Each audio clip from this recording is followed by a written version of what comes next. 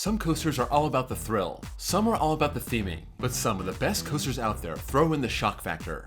These are the moments that catch you totally off guard, and when you're riding with someone who's going for their first time, it's fun to mess with them when that surprise moment comes. Today, I'm going to run down the best ones that I know of. These are the best coaster spoiler alerts that trick riders.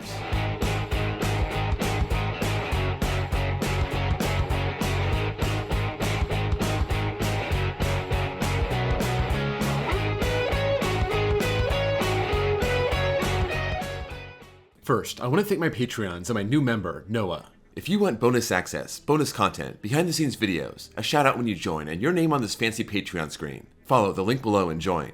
I just want to warn you up front, if you love surprises, this video may not be for you. I don't think I'm uncovering a bunch of well-kept secrets here, but I don't want to ruin anything for you if you've never ridden these coasters. So, fair warning up front if you want to bail out.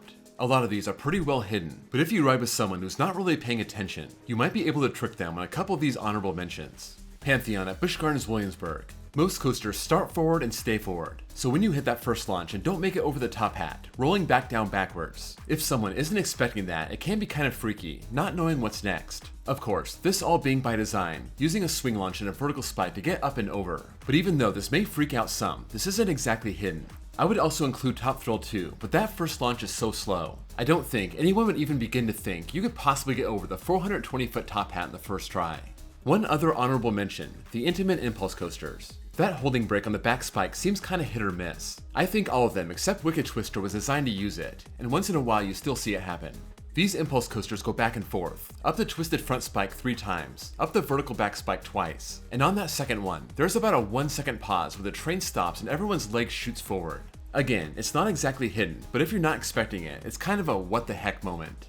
Number 15, Copperhead Strike at Carowinds and Hyder the Revenge at Dorney Park. Of course, I'm talking about the Jojo Roll. That slow roll at the station, giving you some crazy hang time, getting the ride started before it even really gets started. These aren't well hidden, that's why they're only number 15 on this list. But unlike Pantheon's Top Hat, or the back spike on Intimate Impulse coasters, you can't see these from all over the park, they don't rise off the ground. And when you're in line, or even in the station, you might not be aware this is even there until you dip out the station and realize you're being flipped upside down. A weird but awesome way to start a ride. Number 14, Time Traveler at Silver Dollar City. Kinda similar to the Jojo Roll, this is a JoJo mad dive out the station. This one, I would say, is much less hidden compared to the Jojo Roll. If you're waiting in line, you can look out the window and see that drop. But for the unsuspecting rider, you might not be aware that's actually the first thing that happens on the ride. Also, this is one of the most jarring moments on any ride anywhere, so it'll sock you in the gut even if you are expecting it. But if you somehow get in the station and are facing backwards and you don't know this actually starts with a 90-foot vertical drop, you might let some words fly that aren't so family friendly.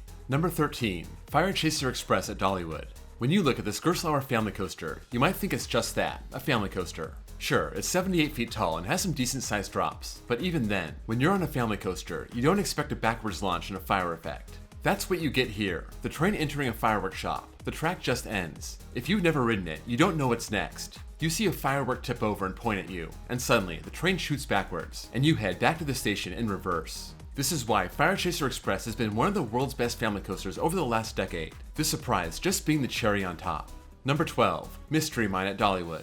Just across the path, you have an even bigger surprise, and one I very much enjoyed teasing people about over the years. This Gerstlauer Eurofighter is half indoors, half outdoors, so from the naked eye you can't see much. Just a bunch of mild twists and turns on one side, and a double inversion on the other side. The first half is pretty tame, just a few mild drops and turns, something that can rock you to sleep going to the second lift. It's the insanity that comes after that lift that can really shock you. A fireball, a beyond vertical drop, shooting into a double inversion finale. I very much enjoyed torturing Sophie over Mystery Mine surprises last year. And of course, we got stuck and evacuated on the second lift, so that added to the drama even more.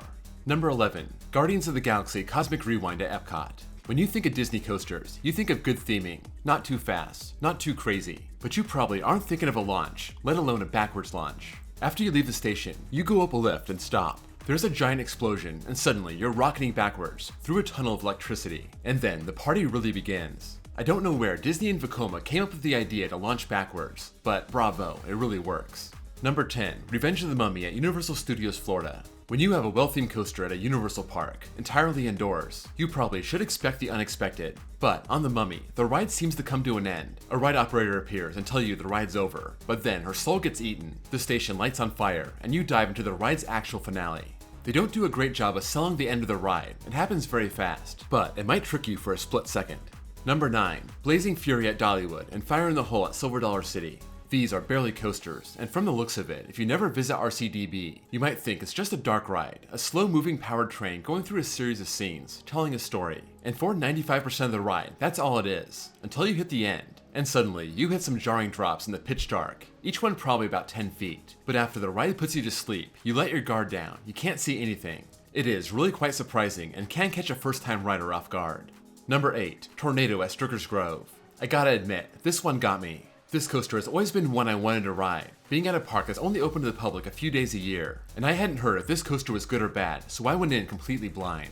I was enjoying myself, the ride not having much airtime but being pretty smooth. But as the ride was coming to an end, we hit one airtime hill that made my soul actually leave my body. One of the most unexpected and powerful pops of airtime I've ever experienced, and it was the perfect touch to end a very good ride. I only got to ride it once, but that random ejector hill is something I'll never forget. Number 7. Full Throttle at Six Flags Magic Mountain. You see that giant 160-foot loop from all over the park, the train going under it, then flying on top of it, and you have to go to the other side of the park to see what happens in between. The train goes up and over a mountain and does a dive drop into a tunnel inside the mountain. For those not in the know, you may think it's weird the train stops in there, launches you backwards, go up the dive drop again, and then dive back to the tunnel, rocketing out and going up and over the loop. This part wasn't necessary. They could have just put boosters on there, getting the train up to speed. But instead, they put this stop, which not only gives the ride some more pizzazz, but also extends the ride time, which is very good for this otherwise short coaster. Number 6. Sandy's Blasting Bronco at Nickelodeon Universe. This park has no space, so Intamin did a great job maximizing the ride time of this vertical LSM coaster. It has a punchy launch into a 4 inversion course, and then it rolls back to the station, and that's where a lot of people start taking off their seatbelt. That's what happened to Sophie the first time, and I had to tell her to stop because the ride is not over. The whole station turns around, and suddenly you launch backwards and do the whole thing again. This isn't hidden, but it's hard to see unless you're right next to the ride, and it seems like most of the time, you walk right up to it and get on without waiting. So you don't have that chance to see that happen to the train right in front of you. This is extremely rare on coasters, so it could surprise even the most seasoned coaster fan. Number 5. Maverick at Cedar Point. From the outside, all you see is a low-to-the-ground mess of twisted red track, 4,450 feet in total, and you're not sure what's the beginning or middle or the end. After a lift and drop, it goes into twists and turns, an airtime hill, 2 inversions, and then it comes to a stop inside a tunnel. At this point, you've already done a lot in the ride, and some people may think it's over. After all, how many coasters come to a complete stop and then start up again? But that's what Maverick does. The ride isn't winding down, it's just getting wound up, launching out at 70 miles an hour into the second half of the ride. No inversions, but lots of weird angles and hills, finally hitting the real final brake run. Number 4. Zip and Pippen at Bay Beach. This public park, turned amusement park, has a lot of carnival-style rides, but as you walk to the back, you see this 70-foot coaster, a pretty impressive coaster for a public park, but nothing crazy as far as coasters go. Even as you ride it, you get nice airtime over all those camelbacks, and you make that final turn and head back to the station expecting more of the same. We talked about those coasters that rock you to sleep and then slap you awake, and Zip and Pippen definitely does that too. They call it the Ejector Death Hill. I talked about Tornado Surprise Ejector Hill. This is basically the same thing, times about 4. This is one of the most violent moments of airtime you'll ever experience, and it left me screaming the first time I rode it, having no idea it was there. You can't tell how strong this is just by watching the ride, so you can fool just about anyone who's riding for the first time. Number 3. Takabisha at Fuji-Q Highland and Smiler at Alton Towers. These coasters are so impressive on their own, packing a ton of inversions into a compact layout, both being from Gerstlauer, Takabisha having a launch and a beyond vertical drop, Smiler having 2 lift hills and 14 total inversions. It's that first one that makes this list, and both coasters are very sneaky, throwing in a heartline roll right after you leave the station.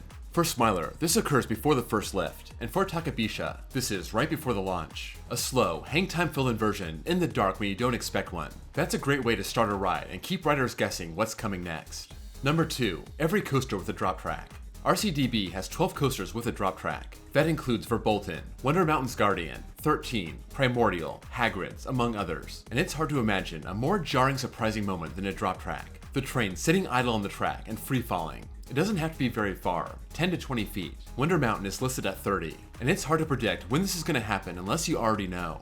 I've definitely had a lot of fun not telling people when this is coming, and even when you do know it's coming, it still gets you. These are all enclosed, so you can't see it from the outside, and it's hard to see coming even when you're on the ride. The trick is, if you can, see where the track ends and doesn't appear to have an outlet. That's when you put your guard up.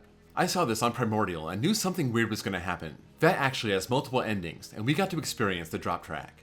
Number 1. Shore des Carnin at Hansa Park. This is probably the most secretive coaster I've seen, so if you really don't want to know what this does, I'd bail out now. Thanks for watching, see you next time. For the rest of you, this actually has 2 big surprises. The first one is truly diabolical, going up a vertical lift inside a giant tower, rising up 240 feet. And while you're going up, it starts dropping you back down. It's not a free fall, but it's going at least 36 feet per second, and it goes for about 200 feet. So that's pretty terrifying.